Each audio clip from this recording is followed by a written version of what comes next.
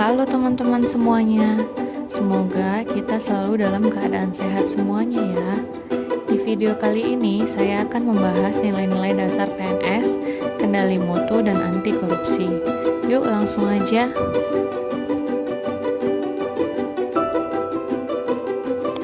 Definisi komitmen mutu. Komitmen mutu adalah janji yang direalisasikan dalam bentuk tindakan untuk memenuhi standar nilai, efektivitas, efisiensi, inovasi, dan mutu layanan publik dengan berorientasi pada kualitas hasil. Adapun definisi efektivitas adalah sejauh mana organisasi dapat mencapai tujuan yang ditetapkan atau berhasil mencapai apapun yang coba dikerjakan. Efektivitas organisasi berarti memberikan barang atau jasa yang dihargai oleh pelanggan.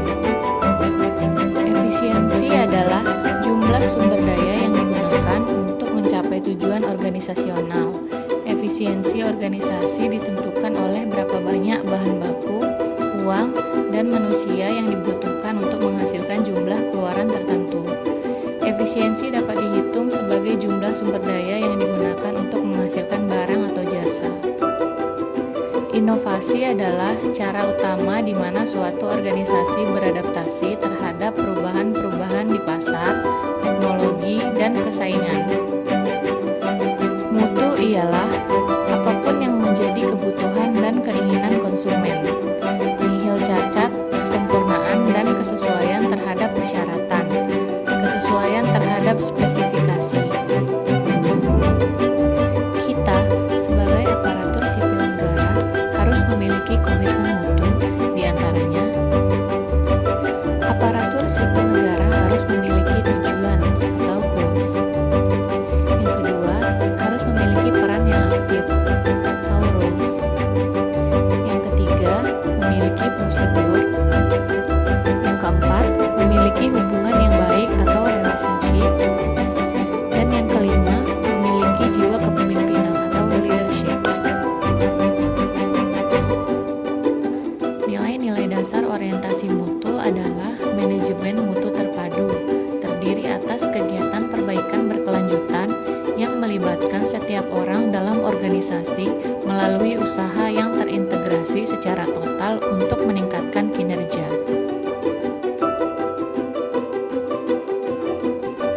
Nilai-nilai dasar orientasi mutu yang harus dimiliki ASN atau PNS adalah berkomitmen pada kepuasan customer, artinya melayani masyarakat dengan tulus dan ikhlas. Melayani masyarakat dengan cepat, tepat, dan ramah. Melayani dengan hati, melindungi dan mengayomi, serta perbaikan berkelanjutan. Implementasi mutu dalam pelaksanaan tugas sebagai ASN antara lain: yang pertama, memahami fungsi, tugas pokok, dan peran yang diberikan institusi. Yang kedua, memiliki kompetensi yang sesuai dengan bidang pekerjaannya. Yang ketiga, merencanakan target mutu layanan yang akan ditampilkan. Yang keempat, memahami karakter pelanggan yang akan dilayani. Yang kelima, menguasai teknik pelayanan prima. Yang keenam, melayani dengan hati. Dan yang terakhir, menerima kritik dan saran untuk perbaikan.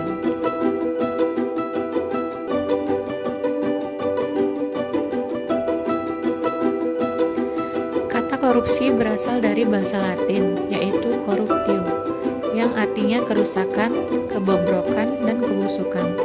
Selaras dengan kata asalnya, korupsi sering dikatakan sebagai kejahatan luar biasa.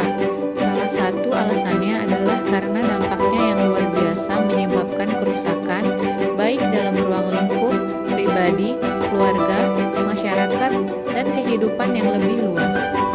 Kerusakan tersebut tidak hanya terjadi dalam kurun waktu yang pendek, namun dapat berdampak secara jangka panjang.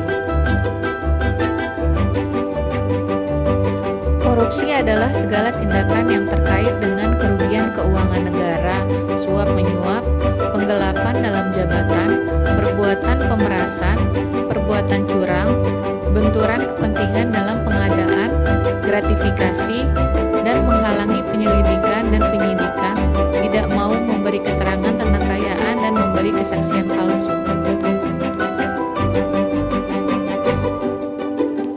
Berikut adalah ciri-ciri korupsi.